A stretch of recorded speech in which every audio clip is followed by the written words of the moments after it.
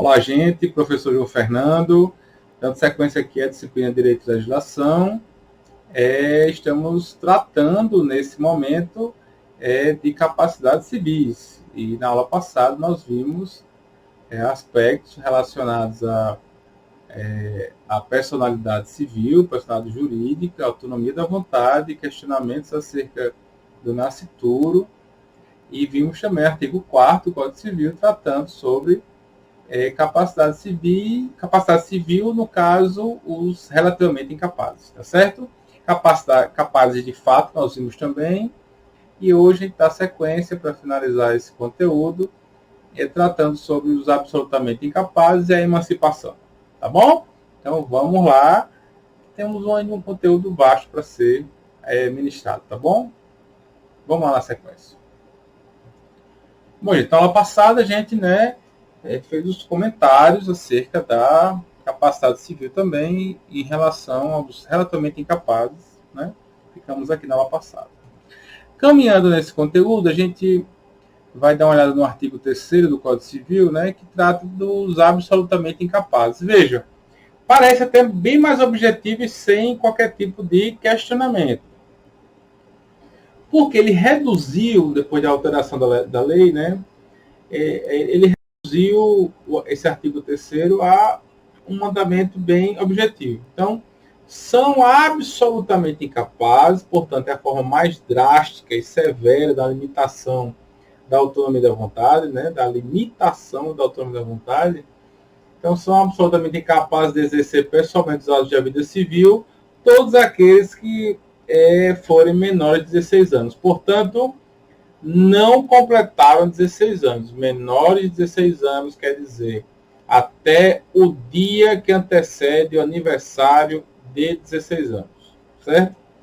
Então, todas essas pessoas que não completaram 16 anos são absolutamente incapazes.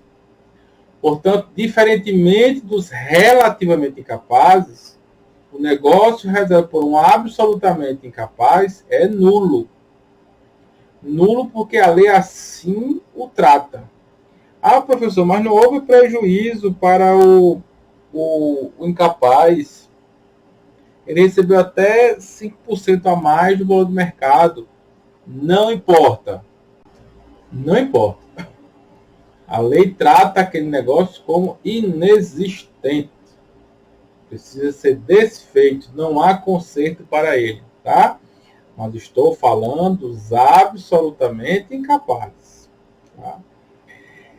Vejam que, com relação aos relativamente incapazes, lá aqui embaixo, ó, a gente vê lá embaixo, que os relativamente incapazes são assistidos. Veja que existe uma diferença em relação aos absolutamente incapazes. Vamos lá.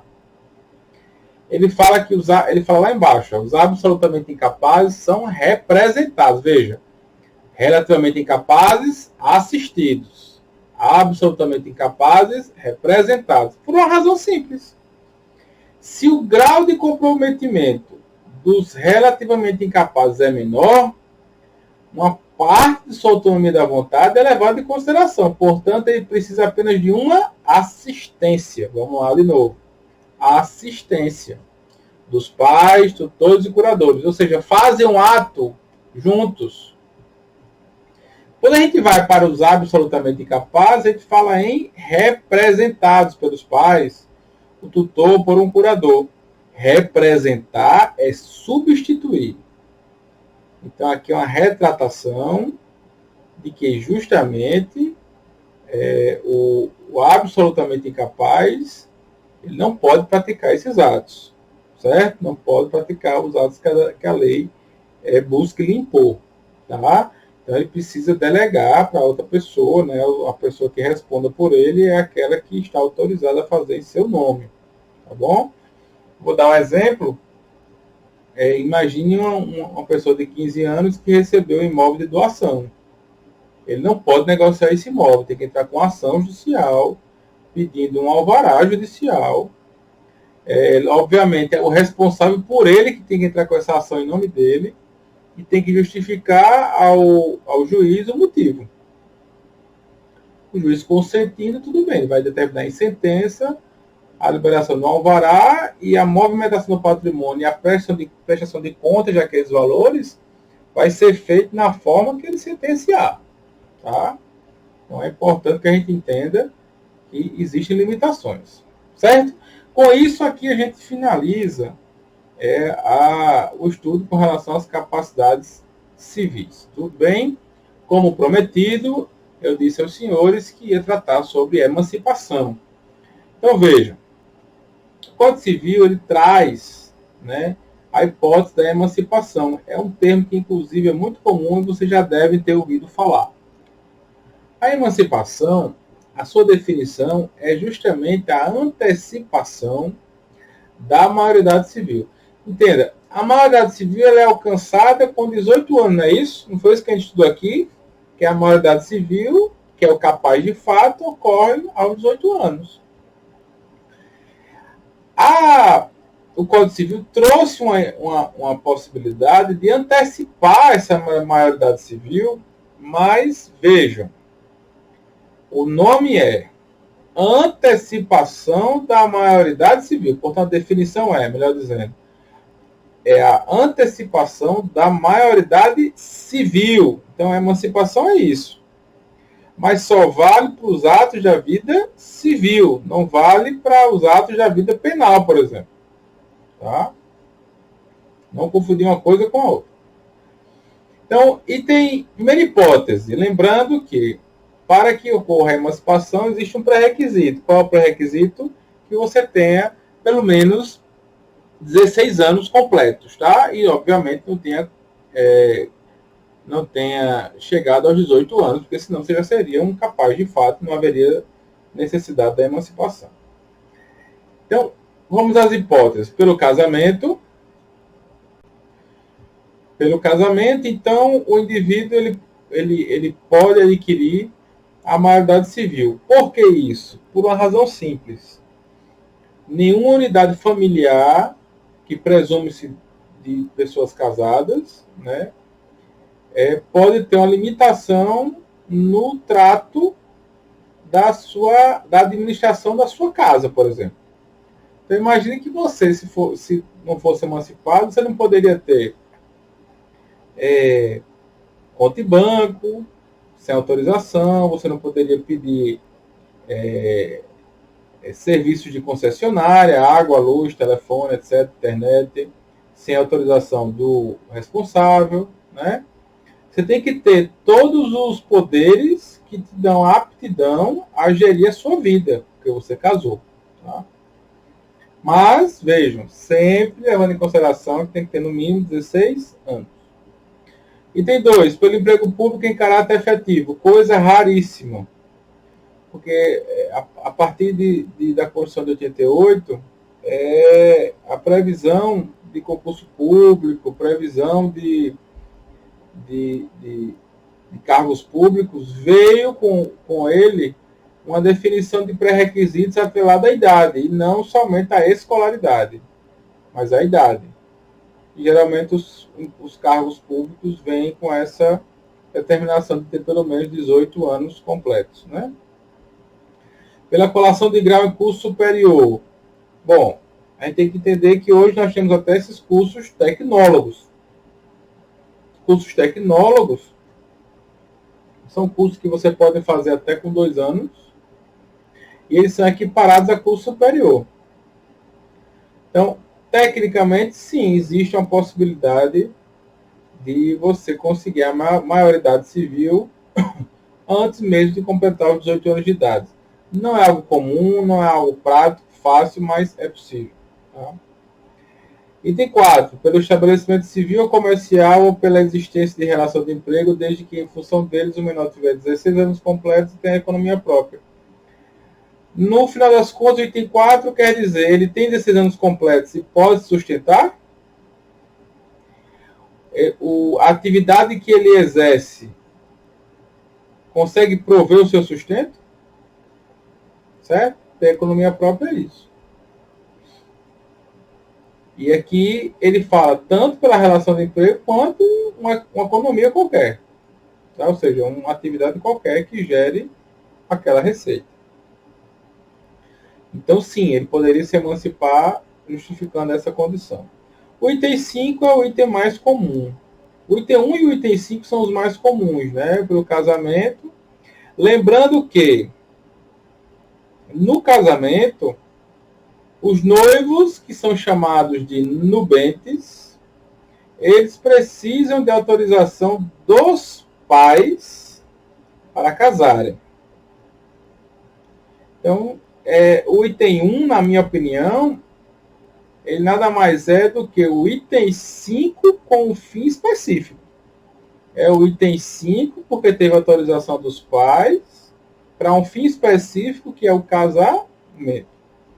Então, o item 5, pela concessão dos pais ou de um deles na falta do outro, mediante instrumento público. Por quê? É a escritura pública que é feita em cartório. Independentemente de homologação judicial ou por sentença judicial, ouvido o tutor, se o menor tiver 16 anos completo. Ou seja, se os pais forem ao cartório de pessoas naturais e pedirem a emancipação, não lhe será negado. Tá? Tanto que ele fala, não precisa de homologação judicial. Se não for os pais, mas o tutor, ou seja, um terceiro, aí, nesse caso, ele precisa solicitar judicialmente. Então, a emancipação é uma antecipação da maioridade civil, é aquilo que gera plenos poderes para que o indivíduo possa praticar todos os atos da vida civil. Repito, não confunda com direito penal, direito de trânsito. Muitas pessoas dizem, não, eu ouvi dizer que o emancipado pode tirar carteira de habilitação. Mentira, não pode. O Código Nacional de Trânsito possui uma legislação, é uma legislação específica, trata de vários temas, inclusive penais, tributários, de trânsito, processuais, administrativos, é uma lei bem completa, tá? E não autoriza o indivíduo com 16 anos a tirar a carteira de motorista. Tudo bem? Com relação a direito penal, né? Aí me fizeram uma pergunta um dia desse, mas professor, imagine a seguinte situação, eu estou emancipado, mas você falou para mim que a emancipação é a antecipação da maioridade civil. Eu digo, sim, é exatamente isso. Qual o problema? Não, é porque eu estou emancipado e aos 17 anos eu cometi um homicídio. Eu digo, certo, e qual é a sua dúvida? Não, mas o senhor falou para mim que a emancipação me dá plenos poderes. Eu falei, olha, dá plenos poderes para praticar os atos da vida civil.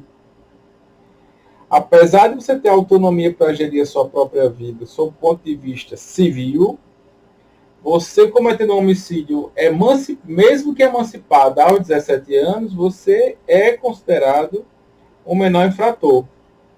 Tá? Você vai responder em face do Estatuto da Criança e Adolescente. Então, são medidas socioeducativas. Tá? É diferente quando você tem 18 anos, que você iria para a cadeia normal, seria apenado e julgado pelo Código Penal, pura e simplesmente. Tá? Então, Código Penal é uma coisa, direito civil é outra história. Tá? Então, a emancipação, ela te dá amparo aos atos da vida civil. Tem um outro aspecto que eu queria tocar também aqui, com relação à emancipação. Imagine os senhores que o indivíduo é emancipado, ele se emancipou pelo casamento. Então, aos 16 anos ele casou e aos 17 ele separou. Aos 16 anos ele casou, aos 17 ele separou. Onde eu quero chegar com isso? Ao se separar, no caso, a técnica realmente não é separação mais, porque não existe, é divórcio. Se divorciou. Tá? Então ele se divorciou aos 17 anos. Aí ele deixa de ser emancipado, porque ele se divorciou aos 17 anos, porque veja, ele casou aos 16 e se divorciou aos 17. Portanto, ele está antes ainda dos 18 anos, não é isso? A resposta é não. Uma vez emancipado, para sempre emancipado. Tá certo? Então, o divórcio, nesse caso, não geraria nenhum tipo de efeito de anulação da emancipação, ok? Então, assim, gente, é importante refletir sobre esse conteúdo, tá? É um conteúdo aparentemente simples, tá? Mas que merece a sua atenção e tem a sua importância sedimentada no direito há muito tempo, tá? Então, a emancipação é um termo antigo também, né? Muitas pessoas têm esse tipo de contato, né? Já há muito tempo na família, né? Amigos meus foram emancipados, né? Eu não fui, mas amigos meus foram emancipados com 16 anos. E, logicamente, as consequências da emancipação podem ser inúmeras. Um dia desses me perguntaram, professor, um rapaz, um menino, né, um jovem, ele recebeu um imóvel que eu estou negociando e pretende vender, mas ele tem 17 anos e tal, não sei o que, está com uma proposta, o que a gente faz? Simples, pega os pais desse menino, se eles concordam com isso, manda eles irem até o cartório de pessoas naturais, emancipa esse menino, e emancipando, aos 17 anos, ele pode vender o imóvel. Finalizou, fechou o negócio, tá? Eu gosto sempre desse tipo de conselho, porque muitos ficam sem saber o que fazer na hora dessa, né? A emancipação é para os atos de vida civil. Ele pode vender, pode comprar, emancipado. É bom que se diga isso, tá certo? Então, vejam, foi um prazer enorme estar com vocês aqui, desenvolvendo mais alguns conteúdos pertinentes à disciplina de Direito e Legislação, tá certo? E desejo a todos que fiquem bem, desejo a todos que estejam bem junto da sua família, sempre pensando de maneira positiva e construtiva, tá? Mantendo sempre a mente em plena ocupação. A mente ocupada, ela não se transforma em oficina de pensamentos, atos, gestos ou talvez omissões que a gente possa se arrepender. Não é isso? Então, um abraço a todos, fiquem com Deus e até breve com mais outros conteúdos que já estão sendo confeccionados para os senhores. Tá bom? Um abraço.